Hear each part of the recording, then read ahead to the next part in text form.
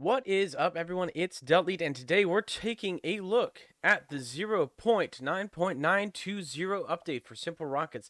It has finally released after about 2 or 3 months of constant setbacks from the devs. They finally got it out, and this one is jam-packed with new features, new parts, bug fixes, tweaks, all sorts of nonsense to make the game a whole lot better. Now, it is still in the experimental branch of the game. It's not even in beta yet. The only way you can play it right now is if you are on the Steam version of the game. You can go to your properties, the game betas, and you can select the experimental build for the game. That'll let you download and play the new update. Sorry, mobile players, you are not quite there yet, but it will be coming out to you in the next couple of weeks as they fix some of the major bugs. The experimental build is always put out first to let the initial bug reports come in before releasing it to the general audiences. So, let's take a look at all of the new parts. I'm more interested in the new parts. Now, there's a whole lot of cool features, a lot of graphics upgrades, a lot of tweaks to structures in the game, an expansion to the desert base, which we're absolutely going to take a look at. They raised Drew's atmosphere threshold to 80 kilometers, which is interesting. But I'm more interested really in these parts. Let's go ahead and take a look at all the new features they've added. Here we have our basic default rocket, and we've got several new tabs. One, we have an all parts tab, which literally lets you have every part in the game just made available to you as well as the normal categories. Now, I am most interested in these two parts right here. These two parts absolutely caught my attention. So, this part right here is the space habitat, and you'll notice it lets you store a number of crew members inside the space habitat. You can expand the size, which expands the number of crew. A big one like this can hold 24. I can shrink it down, and it can hold 1. And it's too small, it holds 0. So you've got like a crew compartment. No functionality to the crew compartment, but it lets you hold astronauts there. And then we have the crew compartment itself. So that was the space habitat. This is the crew compartment. So the difference between the crew compartment and the space habitat is the amount of crew it actually holds. So the crew compartment holds more crew per unit volume than the space habitat does. But it looks to be a little heavier. So like here, this guy can hold 39, almost 40 crew members. That's like a large, a huge 111. Holy cow! Hold on, 226, 3041. Hold on, How high does this go? Let's max this out. 8,083, 8,181. Is that it? Is that it? Oh, we can make this bigger. Hold on. Make it a square, because squares have more volume. 10,416 crew members is the maximum number of crew members you can hold in a single part there. 10,416. So that's a little ludicrous. The difference between these parts, I'll pull out the base ones again here so we can take a look at them, is the space module is about the same volume here. Maybe a little bit bigger. Weighs less, though, per unit volume, I believe. Maybe not. How different are these guys in size? Hold on. Let's put them side by side and just compare them. Are they about the same? Maybe the space habitat's actually heavier. Maybe I've got that backwards. Now, the space habitat's bigger. Yeah, the space habitat's bigger. That's why it weighs more. If we made this the same size, it would probably weigh more. Let's take a look. Let's just get them about the same size. So they're pretty comparable in size, actually. Yeah, it's pretty comparable in size, but you'll notice 27 crew members, 5 crew members. So this is your long-term crew habitation module. This is your short-term, like, passenger airliner where you cram them in nice and tight. Very cool. So that's going to become a lot more relevant, especially as the campaign mode comes out. But even right now, that's pretty relevant. The other thing that came out that I am super excited for is the command disk. So up until this point, we had what's called the command chip. This was the original part right here. It basically allowed you to have autopilot on your rockets. The command disk actually gives you autopilot, gyroscopes, and batteries in an all-in-one, nice, convenient, small package. So you can do away with the command chip, and you can just have the command disk be your central part here. It's like a CPU. It's the core of your satellite. It's very handy to have this one convenient part that does pretty much everything. All right, now, the other thing that I am super excited for is the new parts. We have the hemisphere. Literally, this has been asked for in the game for some time now. People have been asking for spherical shapes, a more like natural spherical object. There it is. We have the hemisphere. Now you can make it not quite a hemisphere if you want, but these will let you make like cylindrical fuel tanks a lot easier. It's a lot simpler to build with. We also have new nose cone property shapes. So the style of nose cone here, we have some new options. This is the ogive, straight, straight striped, ogive striped, round. So instead of the pointed but kind of rounded, now it's rounded all the way, just round normal. So you've got an extra a shape option there if you're wanting a more blunted appearance to your nose cones. We also have new. Let's see if I can find it. Hinge style. Here we go. Clamshell. Let's have it start open. We have clamshell hinges, which that's pretty broken. Sliding hinges, which I'm more interested in. So we can have it start closed. This one's pretty cool. I like this one a lot. So you have the sliding hinge option, where it slides open. That's pretty epic. The sideways, which is kind of like the standard, and clamshell, which I think I might be doing something wrong here. Maybe it's supposed to be square or something. I don't know. That's a little goofy looking. Maybe you'd want to add another part in there to make that work a little bit better. But yeah, we have some new interesting ways to slide them open. Here's the other thing I have been pretty pumped for is they have updated all the engines. So we have a couple new prefabs. So they've made new, like, with the engines in SimpleRockets, they're all procedural. I can grab any engine. I can change everything about that engine. I can get from any engine to any other engine, right? I can make it tiny, totally different engine. Just like super easily, right there. Boom, totally different engine. And it's the same part that I just grabbed. But we have, for our convenience, a bunch of new, specifically built prefab engines. So this one here is the Goblin solid rocket motor with a graphite nozzle. So this is specifically like in Kerbal Space Program, they're called separatrons. They're for separating stages, breaking out anything, like separating anything you would want. We also have, and I should have maybe made that a little bit clearer. So we have two different classes of solid rocket now. We have Power Cycle, it's a booster, and then we have Amateur. Now, amateur specifically here is referring to amateur like model rockets. So they're very, very small. We can analyze their performance here. We're talking a couple of kilonewtons, and this can go all the way down to like less than a kilonewton of thrust here. Very small rockets. So if you want to build like a very small model rocket in the game, for some reason, you want to get creative, make something a little goofy, a little small, you have that option. Now you can make very, very small rockets, which I think is pretty awesome on its own. We've also got a couple new prefabs for the jet engines. We have the Minotaur engine, which is this kind of long, ridiculous jet engine. So the Pegasus, which is this more ridiculous giant engine. The Centaur and the Griffin. So these are high bypass turbofan engines right here. You can see the bypass ratio is very high on especially the Pegasus here. The Minotaur is a little smaller, lower bypass ratio, more compression. And then we have the Centaur, which is just like a tiny, like really, really low complexity engine here. And the Griffin is like your modern military afterburning jet engine. Super high power right there. Very cool. Now, these aren't any new features to these. You could make any of these engines in the last update as well. That's not a new feature. They've just added the prefabs here. So if you want to more quickly get to, like, oh, I want like a large high bypass engine. Boom, Pegasus engine. Or I want a large low bypass afterburning high thrust engine. Boom, you've got the Griffin right here. Let's look at what the other parts are. So probably the most interesting out of all these parts, and I've kind of saved the best for last year.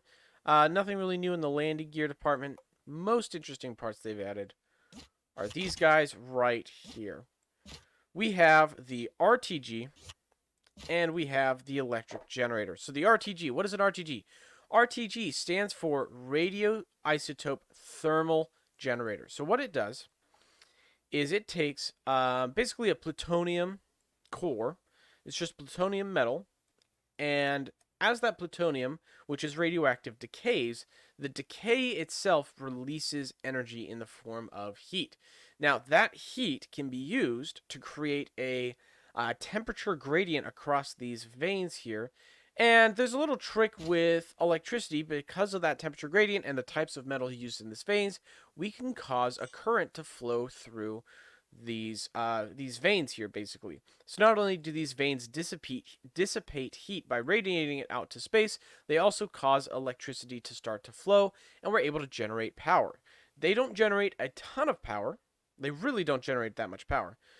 You can make them pretty big, but you can also make them pretty small as well. They are very, very useful because they just generate electricity by the fact that they exist. They just constantly are generating electricity. You can make it longer, shorter, bigger, smaller. You've got some size control there. You could have a really small RTG that just generates barely any electricity, or you could have a massive RTG that's able to power a decent sized space station right there. The other part of interest is the generator or fuel. They call it a fuel cell here. And there's different,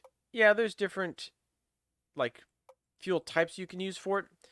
And over here we see the power we get, the fuel flow, and the type of fuel we're using. So let's take a look at kind of what our most power, like our highest power output's going to be. Looks like solid fuel, 1.7 kilograms per second, 2.2 kilowatts for solid fuel.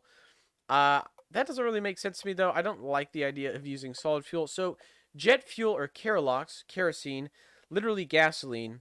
You're basically just using gasoline here. It's a gas emergency generator. Very useful for emergency power on bases. You can make it, again, bigger, smaller, reduce the power generation. And reducing the power generation reduces the fuel consumption as well. Or not necessarily. It's just like it's a fraction percentage of the power for the generator. Size changes fuel consumption and power output. Sound's just an aesthetic thing. You can change the sound, but it allows you to generate electricity without the use of solar panels. And speaking of solar panels, probably one of the more interesting power updates, including the RTGs, are all the new features they've added to these solar panels. There are a lot of new things we can control here. There's a lot more sliders if you're familiar with how they have set up the solar panels before. So we can increase the array length, which is something that we haven't been able to do in the past. We can increase the row size. We can go all the way up to 7. We can have more rows. We can increase the overall size. We can change the fold angle. So now they are, little, like, totally straight at 0 here. And we can go negative 20, 20 on either side. We can change the rotate speed as well as the deploy speed. So there's a lot more options here. So if you wanted to do a more realistic, solar panel compared to how they are done in the real world, you could really set this up to be close to reality here. Another neat feature with the new solar panels is you can hide the base and just have the solar panel basically exposed here, folded up on the side of your rocket, just sitting there waiting to deploy, as opposed to having this large shroud, which in reality most spacecraft don't have large covers for their solar panels. It doesn't make any sense. Once you're in space, there's no benefit in having all this extra mass. So that's a super cool feature as well. Another cool feature is with the camera part here. I can take the camera part and actually hide the base. So originally, the camera part had this annoying white little base, which, might have made sense for some builds, but honestly was mostly in the way most of the time. You can get rid of that and just have the camera on its own. We also have, and this is the most interesting here, night vision, which is awesome. It does increase the cost of the camera very rapidly. As you can see here, we're now at a $2,500 camera instead of a $1,125. Basically, 5 times the normal cost of the camera to give it the night vision capability. But that also allows you to do a lot more interesting things with it at night, which we are about to go and demonstrate here. And we also have and I'm probably most excited for, if I can find it, because it is hidden somewhat. There is a launch pad in the desert as well. There it is right here. So we can see here they have added an actual little rocket launch pad with a basically a way to deflect the exhaust fumes, exhaust smoke right there, and a little hangar slash control building next to it. So we've got all of these cool new facilities being added here. Now let's take off. And one of the first things that I noticed after opening up this world here is everything seems a little bit more blue shifted. The whole game just seems a little less warm, a little bit more literally blue. And there is in fact a good reason for that. If I pause the game right here and I zoom out, I don't want to go to Titos, no thank you. We zoom out and go to the map here, and let's zoom in on our sun. That right there is the new sun of the system, and you'll notice it is in fact a blue dwarf. So the reason that the whole game is blue is because we are now orbiting not a main sequence yellow star, but a blue dwarf star. Now, as far as what that actually means, a blue dwarf star, blue suns tend to be giant stars. Anything that is blue or white is a generally a massive young star. So the fact that Juno is also tiny, I don't really know what the devs were going for. Maybe this is like the remnants of a star, like a white dwarf that we are now orbiting around. There was some supermassive explosion. The original sun went supernova, and now here we are, which, you know, has some interesting implications for what that means for the game. I'm not really probably the person to ask. I have not, you know, figured it out as well. But that is what they're going for. So it is a blue dwarf sun, which is interesting. It's a little bit more, I think, you know, just interesting, a little bit different from the norm. We also have, and here's my, here's what I was talking about before, the night vision camera. And this has variable zooms here, so I can zoom in and get a close-in scan of the ground as we fly overhead. That's a pretty cool feature, not gonna lie. We can rotate the craft, get a better view of the base here. Look at that. Very neat. Now, this is, of course, a night vision camera at night, so it's basically doing nothing. Why don't we relaunch this plane at night and see just how well it works? So, the night vision camera maybe isn't actually as night vision as the game was implying, since there is no, basically actually not a night vision feature. It's not a, like, change to the lighting in game. It is actually just a effectively a filter that they've added to the camera. It's cool. I do like it, and we can see here that, like, you know, the stars and everything we would be able to see at night are in fact night visioned of a sort. We can zoom in all the way here and really see them as they fly by. However, the ground itself and the rest of the world is not night visioned. So, it's not a night vision camera, it's really just a clever filter. Maybe in the future they'll actually have it set up to be a night vision camera. It's a little underwhelming, honestly, but you know what? We take what we can get. Now, the last thing that I was very interested in taking a look at is the upgrade to Taurus. So, Taurus definitely has had a lot of features changed to it, which we're going to explore now in our little jet. Taurus does have an atmosphere that has enough breathable oxygen that our jet engine is able to run in Taurus's atmosphere, which is pretty handy, pretty convenient. So let's take around and tour the planet itself. So we've got a much more dynamic terrain, in my opinion. We've got large cliffs and steppes, S-T-E-P-P-E-S, steppes, mesas, is that what they're called? I think mesas is the proper term. We have rivers and like actual, I guess, are they water? It doesn't really look like water down there. Let's investigate. Are those rivers water? Yeah, I'm going to say that that's water. That definitely looks like water. It smells like water. It's probably not actually water. It's probably some other chemical compound, but there are definitely fluids down here. Let's see if we can just hit it. Let's just hit it. Yep, it's definitely some sort of water. So, there is rivers, lakes, mountains around Taurus, which I am pretty interested in. As we zoom out, we can actually see kind of how the terrain looks. But if we look at it from map view, it is just the thick atmosphere here. So as we actually get closer to the planet, you know, from a distance, it's just You just see that atmosphere, but as you zoom in, we see, yes, we have a huge ocean here. We've got large canyons moving around. We have these mesa plateaus all over the place. It is a lot more dynamic of a terrain, which is very cool. Very interested in exploring that more in depth in the game. Anyway, guys, I hope you enjoyed this review of all the new and awesome features and parts included in the newest update to SimpleRockets 2. If you like this video, please go ahead and hit that like button. Leave a comment below telling me what you'd like to see in some of the future videos and updates to the game.